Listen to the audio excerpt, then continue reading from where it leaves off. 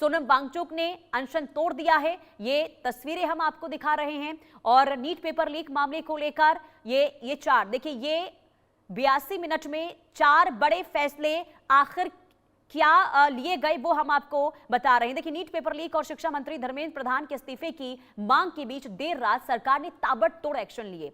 सरकार ने paper leak से जुड़े मामलों के लिए फास्ट ट्रैक कोर्ट बना दी है और आखिरकार 26 दिन बाद सोनम वांगचुक ने अनशन भी तोड़ दिया है।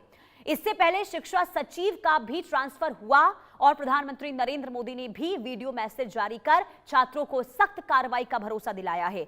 रात 11:04 पर शिक्षा विभाग के सचिव के तबादले की खबर भी आई और 12:32 पर सोनम वांगचुक के अनशन तोड़ने की खबर भी आ गई। अब आपको बताते हैं कि 82 मिनट में सरकार ने कब क्या फैसला लिया। सबसे पहले 11:04 का समय था जब केंद्र सरकार ने शिक्षा मंत्रालय में शिक्षा सचिव विनीत जोशी का ट्रांसफर कर दिया। उनकी जगह नरेश पाल गंगवार को शिक्षा विभाग का नया सचिव नियुक्त किया गया है। यह पहला फैसला। विनीत जोशी को अब पंचायती राज मंत्रालय का सचिव बनाया गया है। उनके साथ साथ 10 और सीनियर आईएएस अफसरों के तबादले भी किए गए हैं। तो ये पहला फैसला था सरकार का। इसके बाद 11:10 पर पेपर लीक से जुड़े मामलों के ट्रायल के लिए फास्ट ट्रैक कोर्ट को नोटिफाई किया गया है, नोटिफिकेशन जारी किया गया। दिल्ली की राउज एवेन्यू कोर्ट में फास्ट ट्रैक कोर्ट बनाई जाएगी।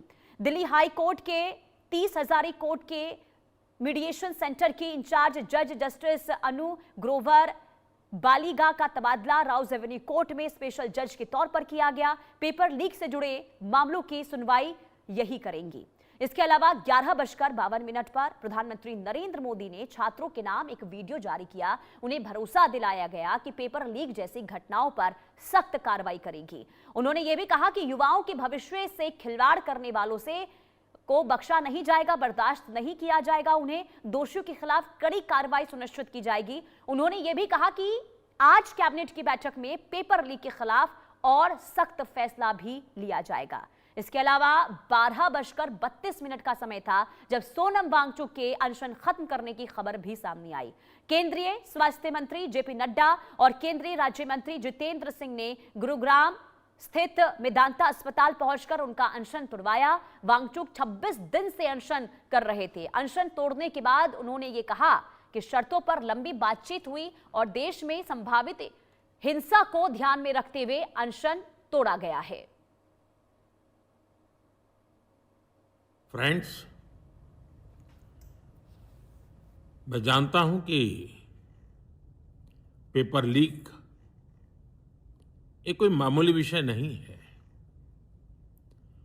लाखों विद्यार्थी और उनके अभिभावकों के लिए बहुत ही पीड़ादायक है और इसलिए पेपर लीक घटना से अब तक पिछले 2.5 महीनों में अनेक विहित कदम उठाए गए। गुनहगारों को पकड़ा गया है, वे जेल में पड़े हैं। हमारा सबसे महत्वपूर्ण जिम्मा था कि विद्यार्थियों का 1 वर्ष बर्बाद न हो। तत्काल परीक्षाएं लेना बहुत जरूरी था। सरकार ने अभी पूरी शक्ति का उपयोग करके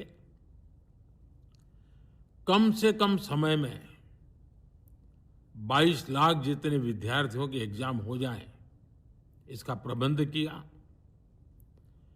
और अभी 5-6 दिन पहले 19 तारीख को रिजल्ट भी आ गया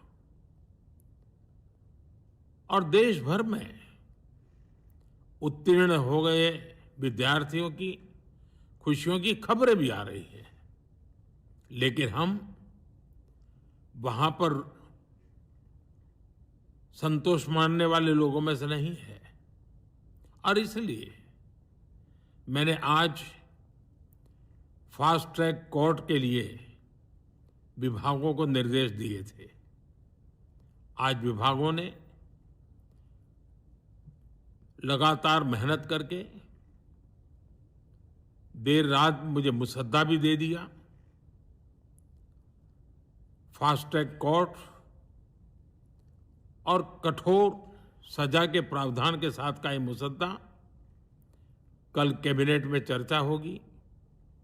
कैबिनेट के साथियों के सुझाव के बाद उसका अंतिम रूप दिया जाएगा और सोमवार से संसद का दूसरा सप्ताह शुरू हो रहा है। तब जल्द से जल्द उस बिल को सदन में पारित कराना